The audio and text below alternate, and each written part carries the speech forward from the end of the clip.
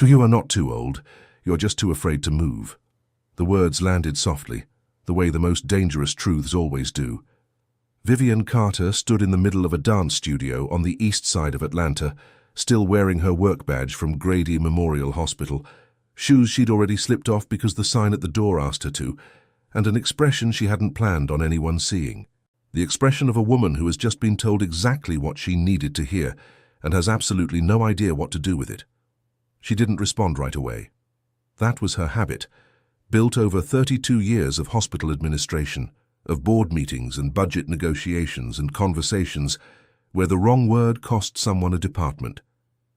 She had learned that silence was not weakness. Silence was precision. But this man, this quiet, still, unhurried man, did not seem to be waiting for her to say something back. He had already turned to adjust the music, and Vivian Carter, Chief Operating Officer of one of the busiest public hospitals in Georgia, 60 years old in 4 months, was left standing on a wooden floor in her socks, feeling, for reasons she could not yet name, completely seen. Atlanta had been good to Vivian. She woke at 5:30 without an alarm, made pour-over coffee. The ritual was the point, not just the caffeine. Responded to overnight emails before 7. Left for Grady by 7:45, arriving early enough to walk the corridors before the building fully woke. Checking the things that never made it into reports. The mood of the nursing staff, the condition of the waiting areas, the small signals that told her whether the institution was healthy or just functional. She had given 32 years to that hospital. She knew its rhythms the way you know a person you have shared a bed with for decades, not always with affection, but with a deep involuntary intimacy. Her house in Cascade Heights was paid off. Her daughter, Simone, was a civil rights attorney in Washington, D.C. Her son, Andre, ran a logistics company in Charlotte. They called on Sundays, sometimes both, sometimes one, sometimes neither, because they were busy, and she had raised them to be busy, and she would not say that this bothered her, because saying it would mean admitting something she was not ready to name. The marriage had ended 9 years ago, not with fire, with erosion. Theo, had not been a cruel man. That was almost the worst part. Cruel men gave you something clear to push against. Theo had simply been elsewhere. Not physically, not always, but in the particular way of men who decide, without announcing it, that their wife has become furniture. Familiar, useful, unremarkable. For years she had mistaken his distance for exhaustion, his silence for depth, his absence for the ordinary texture of long marriage. She found out about the other woman from a credit card statement. Not dramatic. Just a restaurant she'd never been to, a hotel in Savannah she'd never heard him mention, repeated for 14 months. What she felt most in the aftermath was not rage. It was the cold, clarifying embarrassment of having organized her entire emotional life around something that was not real, of having been so disciplined, so competent, so reliable, and of having that be, in the end, completely beside the point. She threw herself into work, into Simone and Andre, into the hospital's capital campaign, which she led successfully, and which earned her a commendation from the mayor's office. She became, in every measurable sense, impressive, and she lived in a house where the loudest sound was the refrigerator. Patricia Monroe had been her best friend since Howard University. She was a retired high school principal from Decatur, which meant she had decades of practice telling people things they did not want to hear, and doing it with enough love that they couldn't walk away angry. She was also, at 57, deeply committed to the belief that comfort zones were graves you dug while still alive. They had lunch every other week at a soul food place on Auburn Avenue that had been there since 1971. That Tuesday, Patricia arrived with a bright orange flyer she placed on the table next to the sweet tea before even taking off her coat. Ballroom, salsa, swing. Wednesday and Friday evenings. A studio in East Atlanta. She sat down. You are going. Patricia. No. She pointed, which she had every right to do because she was Patricia Monroe. Vivian, you have been on autopilot for 9 years. You are extraordinary at your job and completely absent from your own life. I have a full life. You have a full schedule. Those are not the same thing. She picked up the flyer and waved it gently. When is the last time you did something with your body that wasn't walking to a parking garage? Vivian opened her mouth. And work doesn't count. She closed her mouth. Patricia set the flyer down. One class. I will come with you. If you hate it, I will never say another word about it for the rest of our friendship, and I will let you win the next 3 arguments we have, including the one about whether waiting to exhale holds up. It does hold up. One class, Vivian. Vivian looked at the flyer. There was a photograph of a couple mid-turn on a polished floor, their faces open in a way that people's faces rarely are in photographs, unguarded, present, briefly outside of themselves. She folded the flyer in half and put it in her purse. The studio occupied the 2nd floor of a converted brick building near Flat Shoals Avenue. It smelled like wood and something faintly floral, a candle. She would discover later that the instructor lit at the beginning of every session. The floors were pale hardwood. The mirrors ran the full length of the east wall. There were 9 people there when Vivian and Patricia arrived, ranging from maybe 35 to what she guessed was late 70s, and none of them seemed to be performing for anyone. She noticed him immediately, though she could not have said why. He was standing by the far window looking at something in the street below. His posture was what struck her first, straight, unhurried, the posture of someone who had long ago made peace with taking up exactly the space he occupied and no more. Korean, she thought, somewhere in his mid to late 50s. Silver threaded through dark hair, cut close, a stillness about him that she associated not with passivity, but with something more like patience. The patience of someone who has outlasted something difficult and come out the other side not bitter, but quieter. When he turned from the window, he didn't scan the room the way people do when they want to be seen scanning a room. He simply looked at who was there, made a small nod, and began. My name is Daniel Yu. His English carried a gentle accent, soul by way of years elsewhere. I have one rule in this studio. There is no wrong. There is only what the body hasn't learned yet. Patricia, next to Vivienne, whispered, I like him. Vivienne said nothing, but she uncrossed her arms. The class was harder than she expected and easier than she feared. She caught on to the basic box step more quickly than she would have predicted. Her body remembered things her mind had never consciously learned. The faint muscle memory of her grandmother's living room, Sunday afternoons, grown folks music on the record player, being lifted by her father's hands and placed on top of his feet. She had not thought about that in years. At the end of the session, while others practiced, Daniel crossed the floor toward her. May I? He gestured to the space in front of her. She straightened instinctively. I want to try something. He extended his right hand. Close your eyes. I don't usually... 20 seconds. Not a challenge, just a number. Can you trust someone for 20 seconds? Something about the specificity of it. Not trust me, not relax. Just 20 seconds, a quantity, a boundary, made it manageable. She closed her eyes. He took her right hand, the other resting at her waist. Present, not possessive. He began to move. Very slowly at first. She felt the direction before she understood it. Her feet followed. She became aware of the floor under her feet, of the slight give of the wood, of her own breath, which she had apparently been holding. When she opened her eyes, they were on the other side of the room. You follow well, he said. I don't usually follow. The corner of his mouth moved barely. I know. That night, Vivian sat in her kitchen at 11:15 drinking herbal tea. She wasn't tasting and staring at the middle distance. She was not a woman who examined her own feelings in real time. She processed later, privately after the fact, in the early mornings when the hospital was quiet.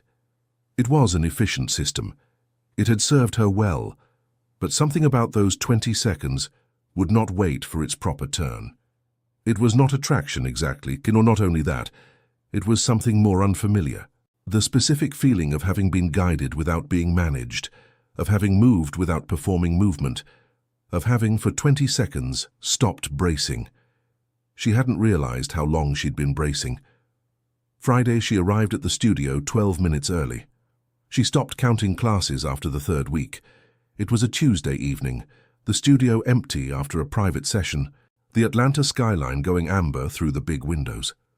Daniel had made tea. He kept a small electric kettle on the side table, always, which she had come to think of as quietly civilized. And they had been talking about nothing in particular, the way people talk when they are working up to something. He said it plainly, the way she had noticed he said most things. My wife passed 6 years ago, pancreatic cancer. We had 11 weeks between the diagnosis and the end.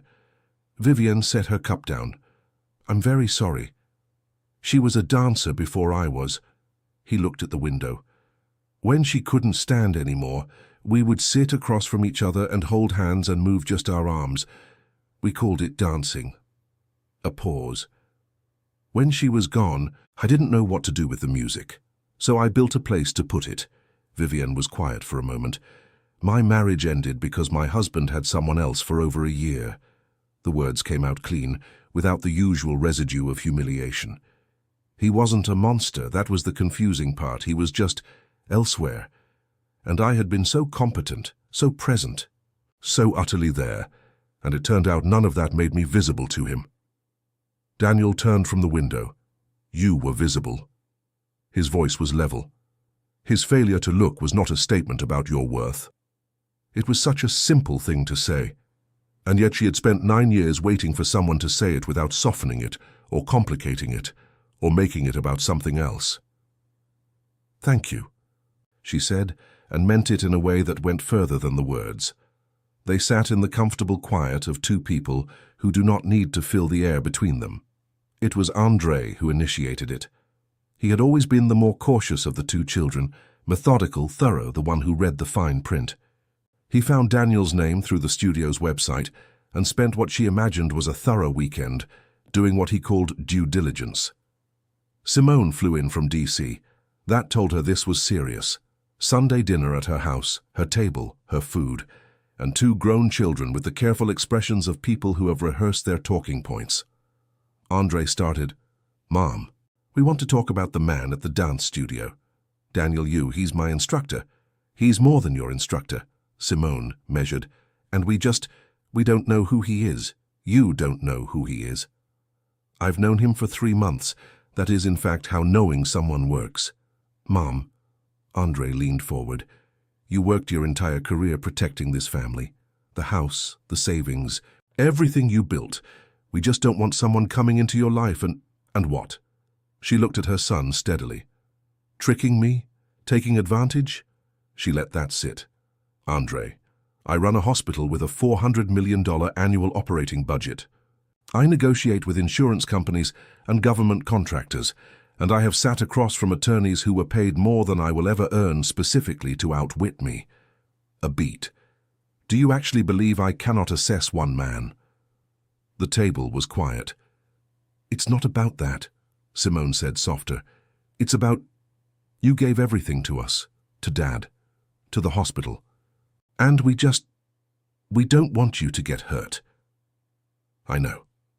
Vivian's voice came down from its administrative register into something more human. I know that's where this comes from, and I love you both for it. She looked from one to the other, her son with his father's jaw, her daughter with her own stubbornness reflected back at her. But I need you to hear me.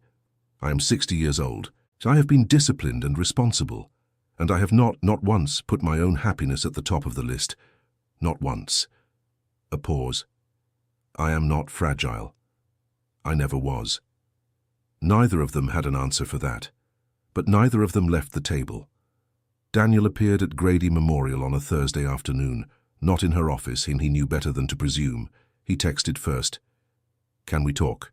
I can come to you, or we can meet somewhere, your choice. She met him at a coffee shop 2 blocks from the hospital. She was still in her badge and blazer. He had driven 40 minutes from East Atlanta. He sat across from her and said, Andrei called me. She closed her eyes briefly. He was polite, Daniel said. I want to be honest. He raised concerns, I understand. He loves you. Everything he said came from that place. He held his coffee cup without drinking from it.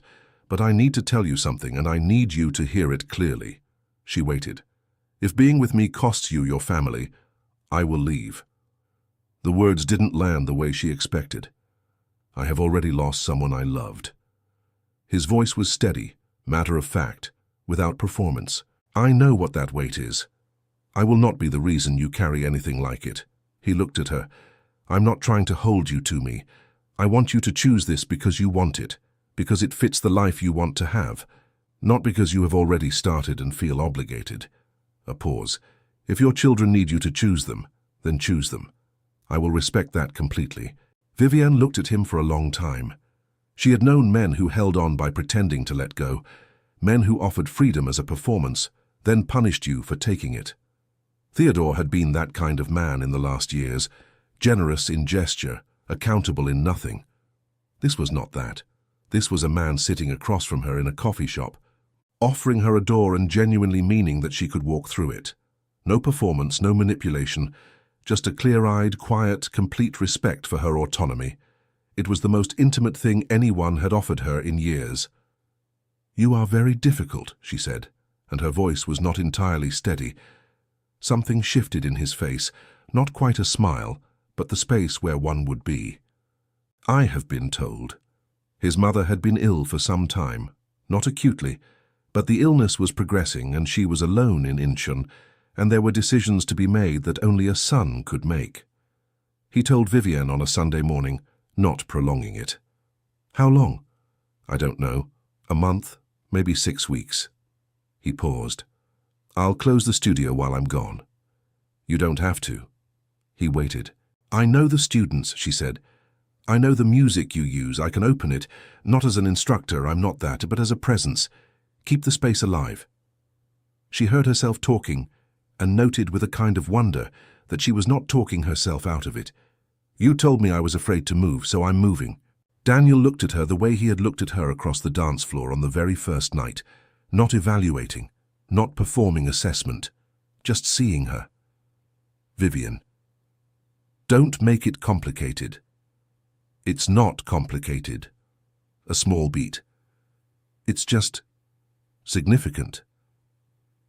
"I know," she said. "That's why I'm saying yes."